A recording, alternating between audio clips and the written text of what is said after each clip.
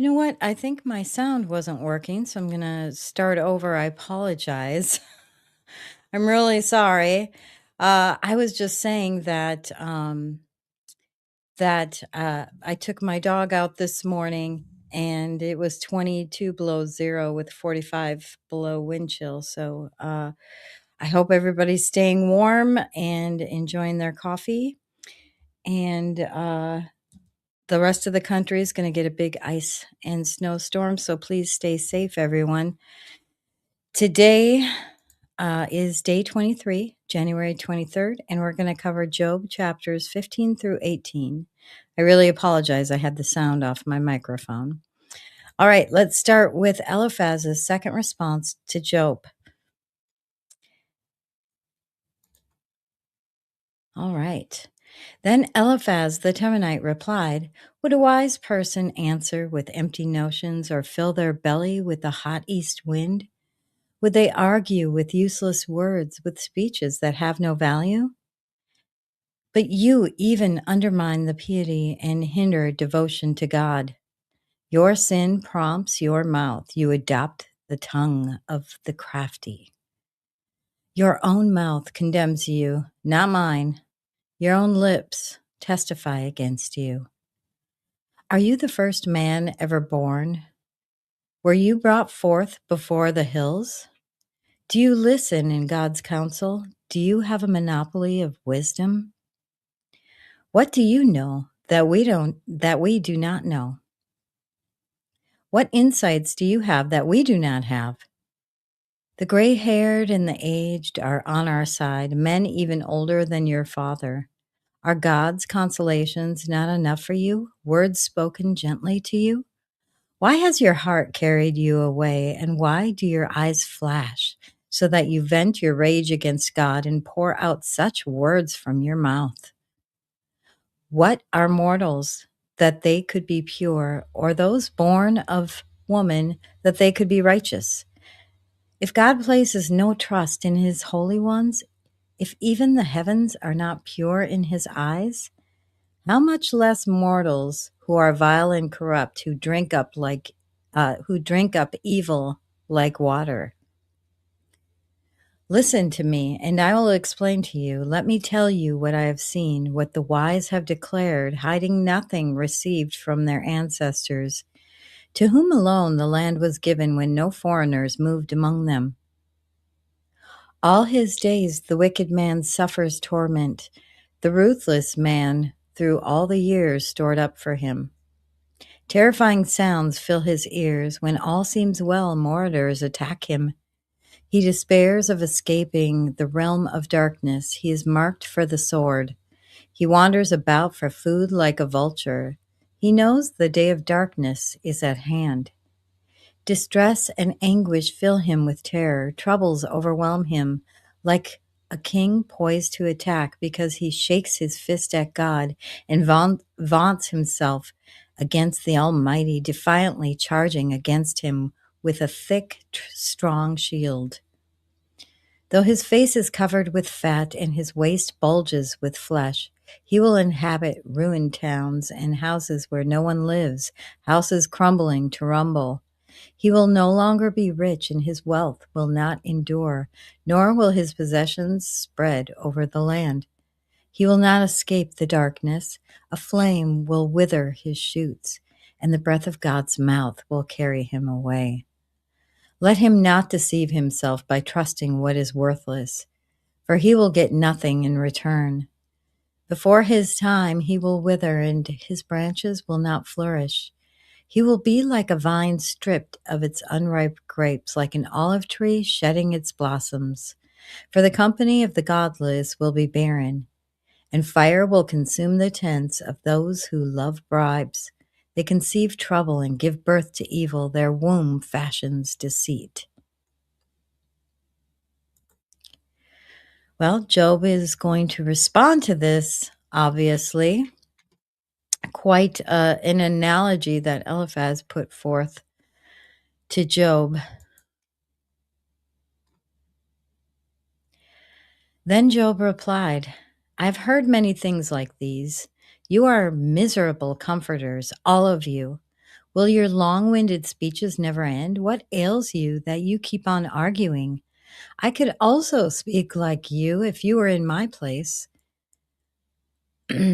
I could make fine speeches against you and shake my head at you, but my mouth would encourage you. Comfort from my lips would bring you relief. So,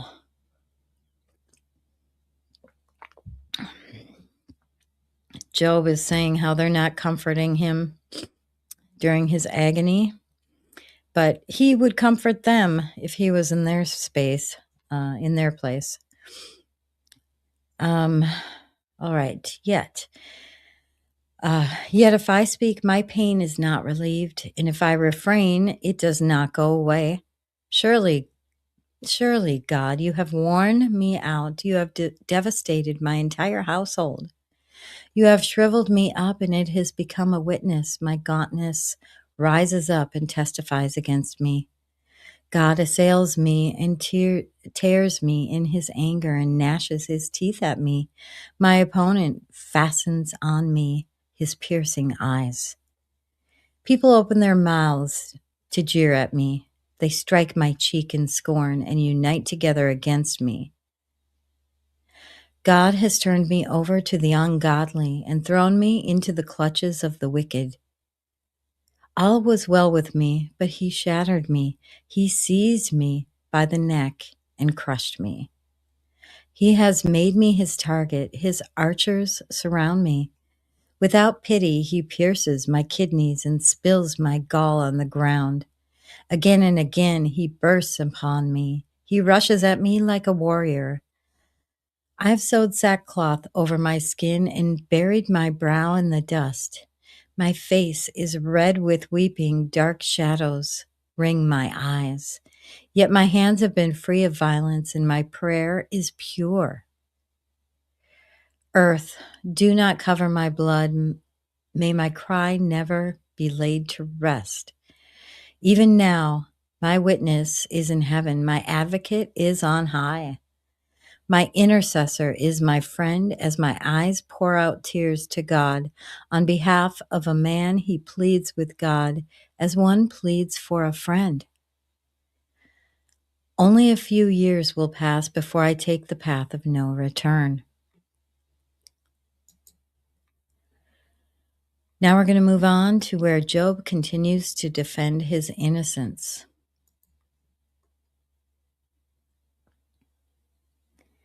My spirit is broken, my days are cut short, the grave awaits me. Surely mockers surround me, my eyes must dwell on their hostility. Give me, O God, the pledge you demand. Who else will put up security for me? You have closed their minds to understanding, therefore you will not let them triumph. If anyone denounces their friends for reward, the eyes of their children will fail. God has made me a byword to everyone, a man in whose face people spit. My eyes have grown dim with grief. My whole frame is but a shadow. The upright are appalled at this. The innocent are aroused against the ungodly. Nevertheless, the righteous will hold to their ways, and those with clean hands will grow stronger. But come on, all of you, try again. I will not find a wise man among you. My days have passed, my plans are shattered. Yet the desires of my heart turn night into day. In the face of darkness, light is near. If the only home I hope for is the grave, if I spread out my bed in the realm of darkness, if I say to corruption, you are my father, and to the worm, my mother or my sister, where then is my hope? Who can see any hope for me? Will it go down to the gates of death? Will we descend together into the dust? Now Bildad's turn to respond to Job.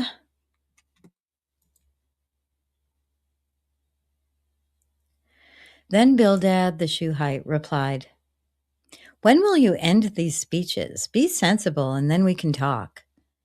Why are we regarded as cattle and considered stupid in your sight?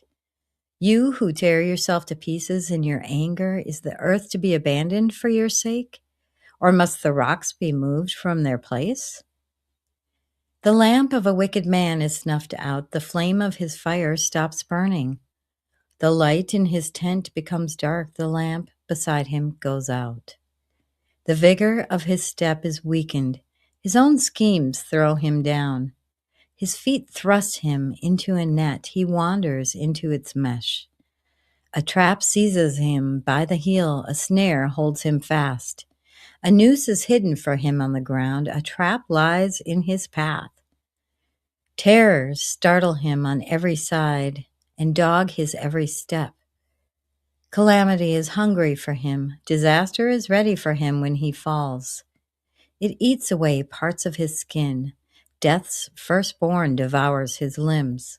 He is torn from the security of his tent and marched off to the king of terrors.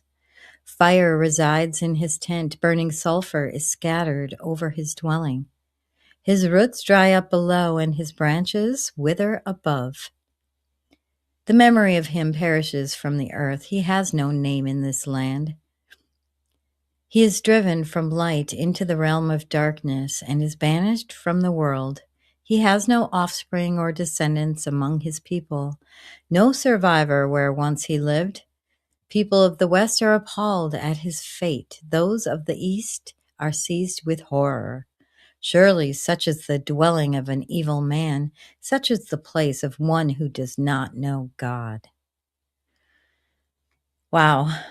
Some powerful words from Job's friends, pretty much accusing him of having done something evil to deserve what's happening to him. I can't imagine that. That concludes our daily reading today. Thank you for joining me. Again, for anyone in the path of the storm, please stay safe. And I appreciate you joining, and we will see you tomorrow. Have a blessed day.